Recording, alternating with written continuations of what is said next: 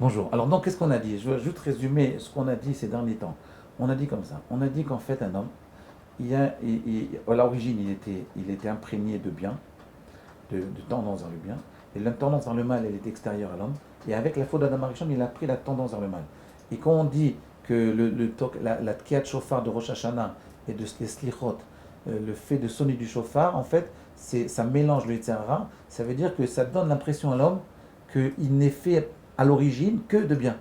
Que le mal, en fait, c'est juste greffé en lui, mais que ce n'est pas une partie de son être. Il peut se détacher de lui. C'est posé sur lui. C'est un vernis superficiel. Le mal, c'est un vernis superficiel. Seulement, comme il est superficiel, on ne voit que lui. C'est ce qu'on voit à l'extérieur. C'est la couche d'ozone qu'on voit à l'extérieur. C'est la couche de poussière qui recouvre l'homme. C'est ça le mal. Mais on peut se détacher de ça. Alors, on a l'impression, le Tzara nous dit, mais non, tu ne peux pas te détacher. Et moi, je vous dis, oui. Écoutez bien, comment on fait? Alors, je vous le dis, mais vous ne me croyez pas parce que vous n'arrivez pas.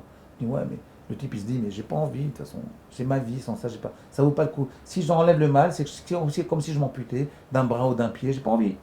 Je suis bien comme ça. Comment on fait? Alors, là, on nous apprend un principe. On l'apprend, je vais vous dire où? Dans Rabbi Eliezer ben Teradion, dans Avodazara. Le texte dit comme ça, je vous le dis. Rabbi Eliezer ben Teradion, vous connaissez, bon, je ne vais pas vous faire l'histoire, j'ai déjà fait plein de fois.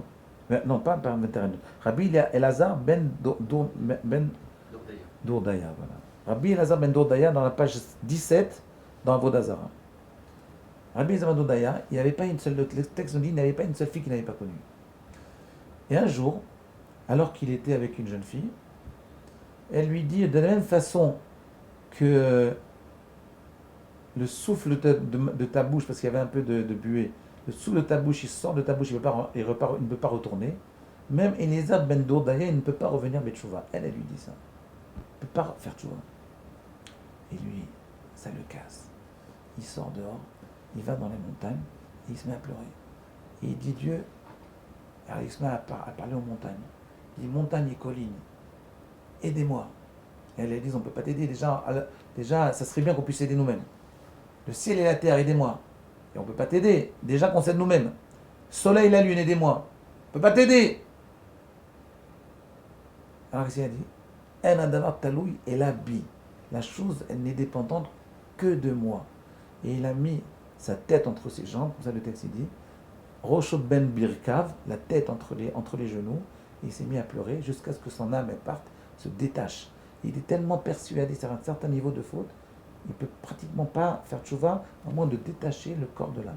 C'est ce qui s'est passé là, pour Eliezer ben Dourdaya. Et Rabbi est venu, il a dit, Rabbi Eliezer ben Dourdaya, mais Zuma Nechayo Lomabo. Il a un accès au monde futur.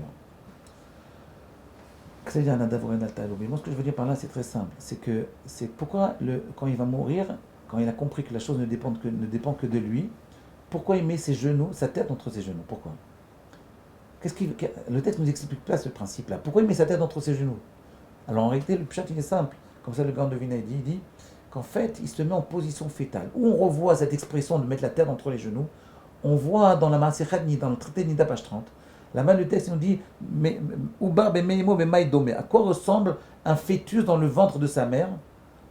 Et il nous dit Rocho ben Birkav, que sa tête, elle est rabaissée entre ses genoux. Elle se situe, il situe sa tête, il positionne sa tête entre ses genoux. C'est la position fétale. C'est-à-dire que la seule façon, moi je comprends même Rabbi Eliezer ben Dourdaya, la seule façon de faire tchouva est de prendre conscience qu'en réalité le mal, il ne fait pas partie de nous-mêmes, c'est juste un vernis qui nous empêche de nous transformer. C'est parce qu'on a perdu cette faculté de hitratchut, de se renouveler. On a perdu cette faculté de se renouveler.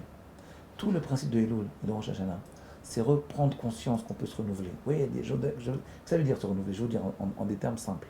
Se renouveler, ça veut dire, oui, il y a des gens de 50 ans, 60 ans, ils ont l'air jeunes. Ils parlent avec des jeunes, ils rigolent. Il y a des gens, déjà 40 ans, vous avez des têtes d'angoisse. On dirait des vieillards. Ils regardent par terre, ils parlent toujours des fois, ils répètent, ils ne font. Oui, je veux dire, un des signes des gens qui ne savent pas se renouveler, ils ne font que répéter ce qu'ils entendent aux informations, à la télévision, à la radio, sur Internet, YouTube. Ils font que répéter.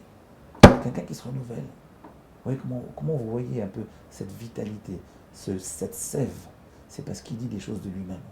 Il entend les autres, puis après il réfléchit par lui-même. Il a confiance en lui. il s'est dit, maintenant je recommence. Je recommence. C'est ça la vie. C'est comme ça que ça marche. Et le jour de Rosh Hashanah, c'est le jour où on nous donne l'opportunité de se renouveler, de renaître de nouveau. Alors réfléchissez à ça. À demain.